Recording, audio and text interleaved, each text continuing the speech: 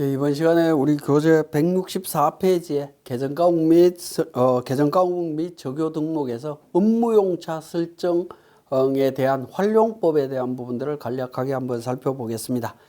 자, 비용 계정 일괄 설정법이라고 해서 계정 과목 및 적요 등록에서 상단에 있는 툴바에 업무용차 일괄 설정 기능을 통해서 설정할 수 있습니다.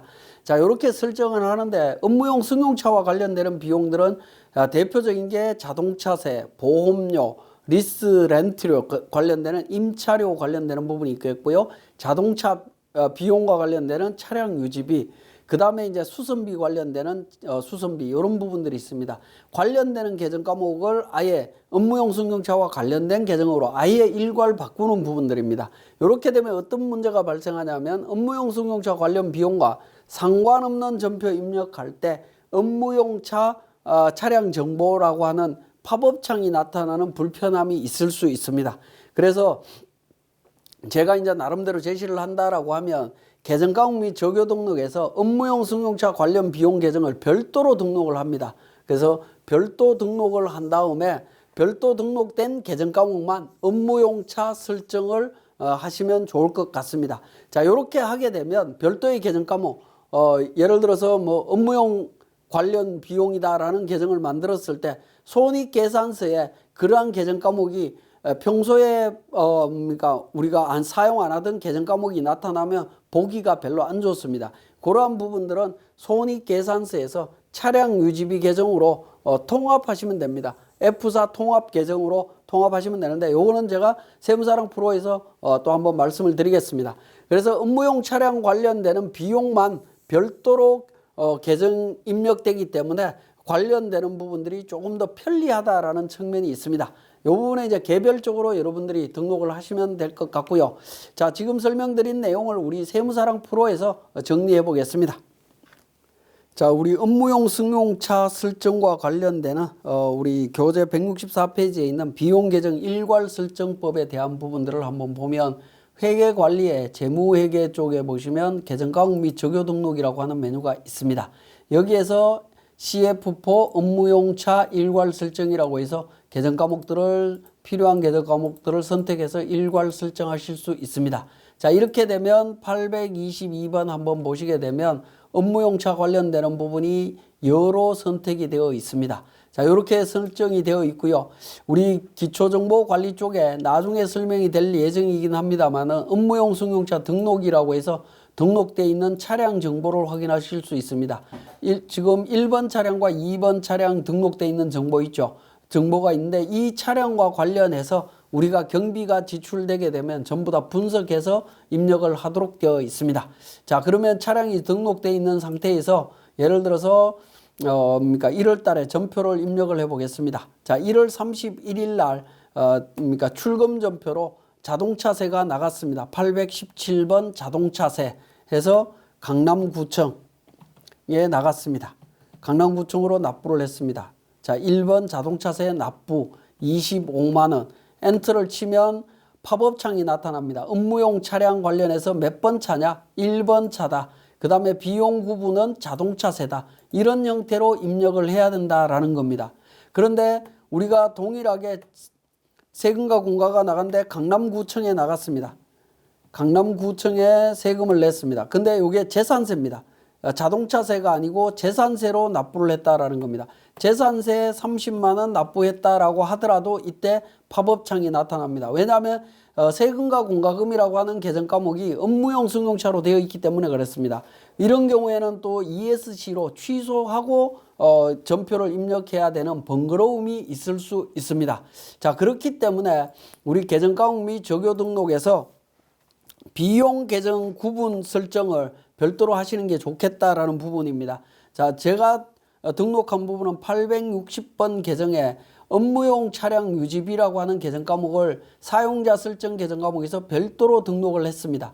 자, 별도로 등록하면서 주의하실 거는 성격은 경비로 등록하시면 되겠고요. 그 다음에 표준재무제표 관련되는 부분은 말풍선을 눌러서 차량 유지비를 찾아갖고 등록을 하시면 되겠습니다.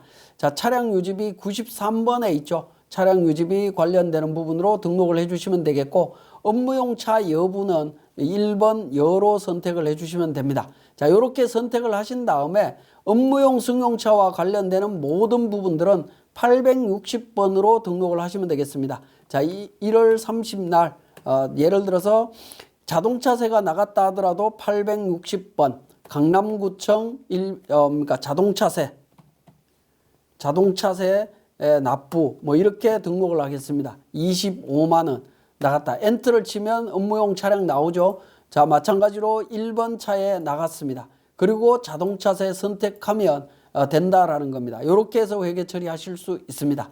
자, 이렇게 차량별로 모든 내용들을 회계 처리하고 나면 우리 내용은 어디서 또 확인하실 수 있냐면 장부 관리에서 보시면 하단 부분에 업무용 승용차 비용 현황이라고 하는 부분이 있습니다. 여기에서 내용들을 전액 다 확인하실 수가 있습니다. 입력되어 있는 부분들을 전체 다 확인하실 수가 있고요. 자, 손익계산서를 한번 보도록 하겠습니다. 자, 손익계산서 12월 달로 해서 전표 입력되어 있는 부분에서 조회를 하시게 되면 하단 부분에 업무용 차량 유지비라고 하는 계정 과목이 별도로 있을 때 이 부분이 눈에 거슬린다라고 생각이 드시게 되면 우리 F4 통합 계정이라고 하는 부분이 있죠. 여기에서 추가로 등록을 해주시면 됩니다. 차량 유지비에서 판관비 등록해 주시고요.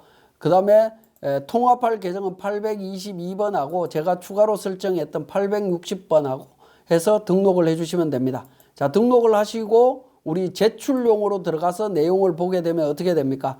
제출용에서 차량 유지비 쪽으로 관련되는 부분들이 통합돼서 보이고 있습니다. 이렇게 처리하게 되면 우리가 일반 전표 입력할 때 조금 더 편리하게 처리할 수 있지 않나 하는 생각이 듭니다. 그 내용이 166페이지에 내용이 있고요.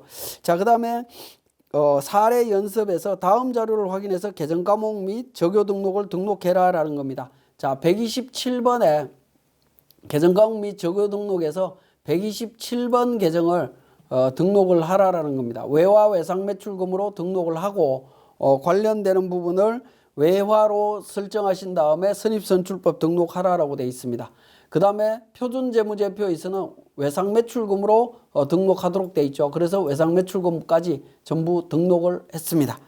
자, 128번에 대손충당금입니다. 대손충당금 계정 설정했고요. 성격은 차감입니다. 그죠? 차감이고 요때는 관계 코드를 해주셔야 되겠죠. 차감하는데 대손충당금이 차감 계정인데 어떤 자산 계정에서 차감할 거냐 하는 부분입니다. 외화 외상매출금에서 차감해라 라는 겁니다. 그래서 127번으로 등록을 했고요. 자, 표준재무제표는 말풍선을 눌러서 외상매출금의 대손충당금으로 등록을 해주시면 되겠습니다. 자, 대손충당금은 외화 여부하고는 상관이 없는 부분이죠. 그냥 넘어가시면 되겠고 420번에 서비스 매출 등록해라 라고 되어 있습니다. 자, 420번 서비스 매출 등록을 했습니다. 그죠? 그리고 표준재무제표는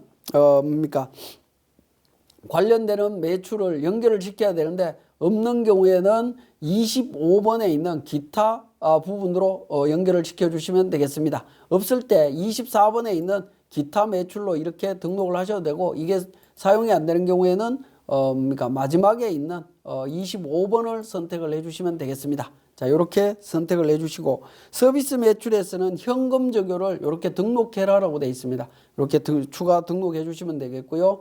822번은 이는 사례에서 차량 유지비에 대해서 업무용 차 설정하라라고 되어 있네요. 업무용 차 설정하는 부분 등록한 걸 확인하실 수가 있습니다. 자, 지금까지 우리 업무용 승용차 등록과 관련되는 내용들을 설명드렸습니다.